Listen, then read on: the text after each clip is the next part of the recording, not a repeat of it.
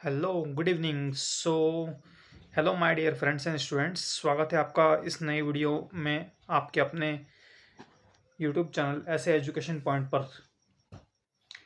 तो इस वीडियो में मैं आप लोगों के लिए लेके आया हूँ पटवारी चयन परीक्षा से संबंधित 20 अत्यंत महत्वपूर्ण विज्ञान के प्रश्न। तो चलिए ये वीडियो को शुरू करते हैं।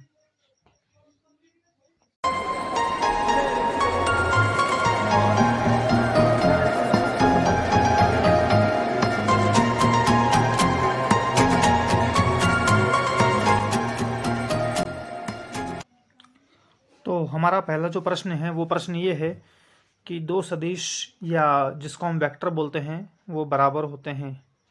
दो सदिश या वेक्टर बराबर होते हैं यदि केवल उनके परिमाण एक समान हों, उनकी दिशाएं एक हों, उनके परिमाण और दिशा दोनों एक हों, परिमाण एक हो किंतु दिशाएं विपरीत हों।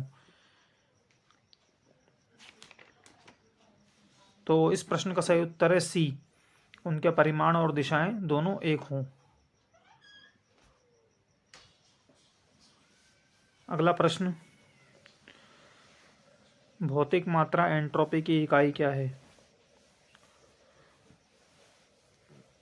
ए वाट प्रति केल्विन, बी न्यूटन प्रति केल्विन, सी पास्कल प्रति केल्विन, डी जूल प्रति केल्विन। तो इस प्रश्न का सही उत्तर है जूल प्रति केल्विन। अगला प्रश्न, निम्नलिखित में से कौन सा ऊर्जा रूपांतरण है जो प्रकाश संश्लेषण नामक प्रक्रिया में होता है? ए ऊष्मीय ऊर्जा से प्रकाश ऊर्जा, बी स्थितिज ऊर्जा से रासायनिक ऊर्जा, सी प्रकाश ऊर्जा से रासायनिक ऊर्जा, डी ऊष्मीय ऊर्जा से रासायनिक ऊर्जा। तो इस प्रश्न का सही उत्तर है प्रकाश ऊर्जा से रासायनिक ऊर्जा। अगला प्रश्न,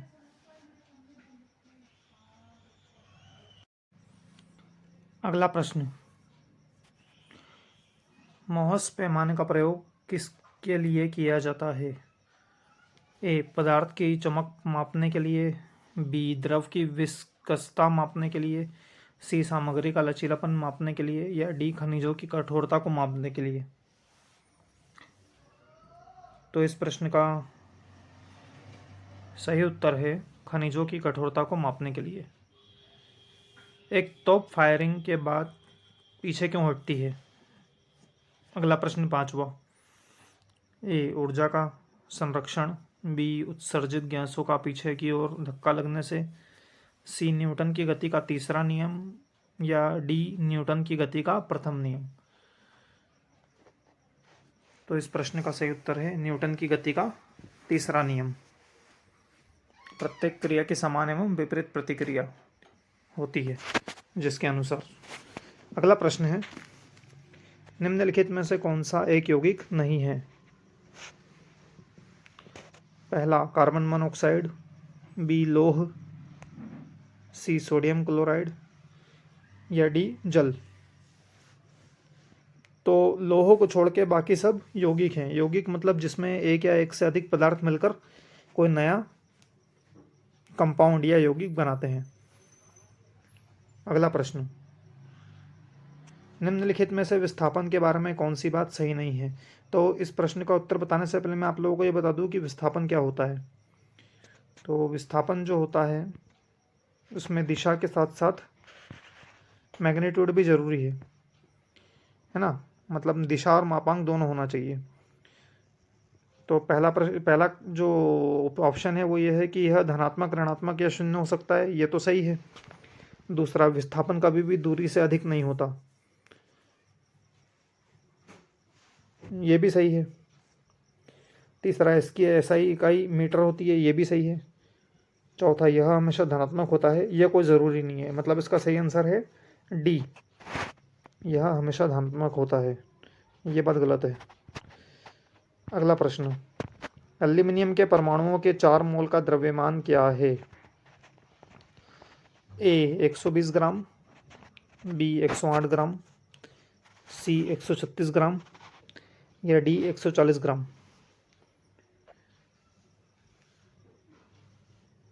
तो इसका सही उत्तर जो है वो है 108 ग्राम, क्योंकि जो एल्यूमिनियम के परमाणु हैं इसका एक मोल जो है ये होता है 27 ग्राम का, तो उसको 4 से गुणा कर देंगे तो 108 ग्राम हो जाएगा। अगला प्रश्न, किसी कक्षा में दो इलेक्ट्रॉनों में अंतर किससे किया जाता है?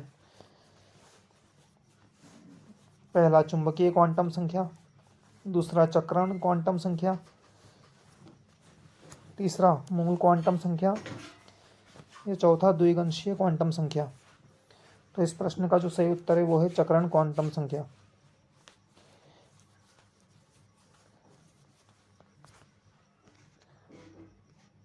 अगला प्रश्न, अलग अलग परमाणु संख्या और समान द्रव्यमान वाले तत्वों से बने परमाणु खाली स्थान के रूप में जाने जाते हैं।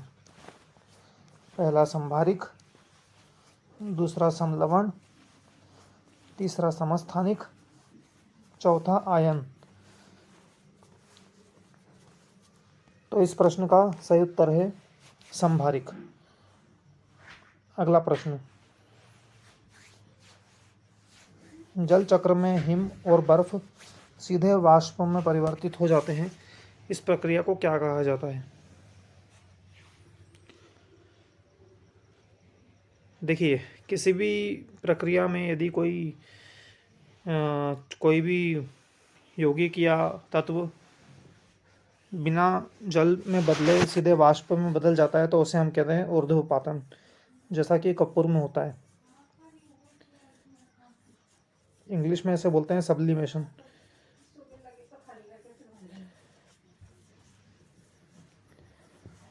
अगला प्रश्न, दो कार्बन परमाणुओं के बीच एक द्विआबंध द्वारा बनता है, तो क्या बनता है? पहला, एक कार्बन परमाणु से दूसरे कार्बन परमाणु में 2 प्रोटॉन का अंतरण, दूसरा एक कार्बन परमाणु से 1 इलेक्ट्रॉन का दूसरे में हस्तांतरण, तीसरा साझा किए गए 2 इलेक्ट्रॉन जोड़े, या चौथा 2 प्रोटॉनों का साझाकरण। तो इसका सही उत्तर है साझा किए गए 2 इलेक्ट्रॉन जोड़े, सी। अगला प्रश्न, निम्नलिखित में से किसने कोशिका शब्द का प्रतिपादन किया? ये तो काफ़ी इजी प्रश्न है। तो पहला उत्तर है इसका थियोडोर श्वान, दूसरा रॉबर्ट हुक, तीसरा ओस्वाल्ड एवरी, और चौथा गेरहार्ड डोमेक। तो इस प्रश्न का जो सही उत्तर है वो है बी, रॉबर्ट हुक। अगला प्रश्न,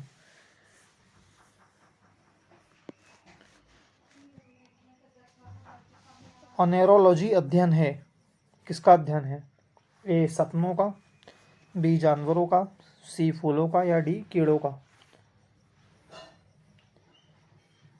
कमेंट में आप सही आंसर बता सकते हैं। तो इस प्रश्न का सही उत्तर है ए, सपनों का। अगला प्रश्न, पादपों में जल का परिवहन निम्नलिखित में से किसके दो माध्यम से होता है?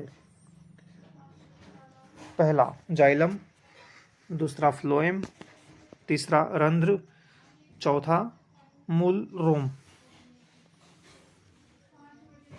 तो इस प्रश्न का जो सही उत्तर है वो है ए, जाइलम। नीचे से ऊपर जल को ले जाने का काम करता है ये। अगला प्रश्न, निम्नलिखित में से किस रूप में कार्बोहाइड्रेट्स हमारे शरीर में संचित होते हैं? पहला लैक्टोज, दूसरा सेल्यूलोज, तीसरा ग्लाइकोजन, और चौथा ग्लूकोज। तो इस प्रश्न का सही उत्तर है ग्लाइकोजन।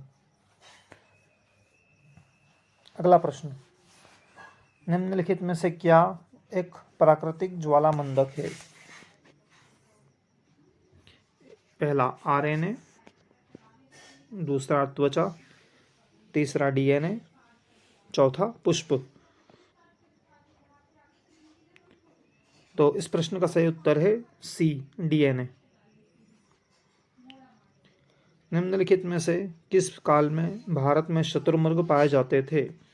पहला पुरापाषाण काल, दूसरा नवपाषाण काल, तीसरा मध्यपाषाण काल, चौथा महापाषाण काल। तो इस प्रश्न का सही उत्तर है ए, पुरापाषाण काल। अगला प्रश्न, 5 जगत वर्गीकरण का प्रतिपादन इनमें से किसने किया था?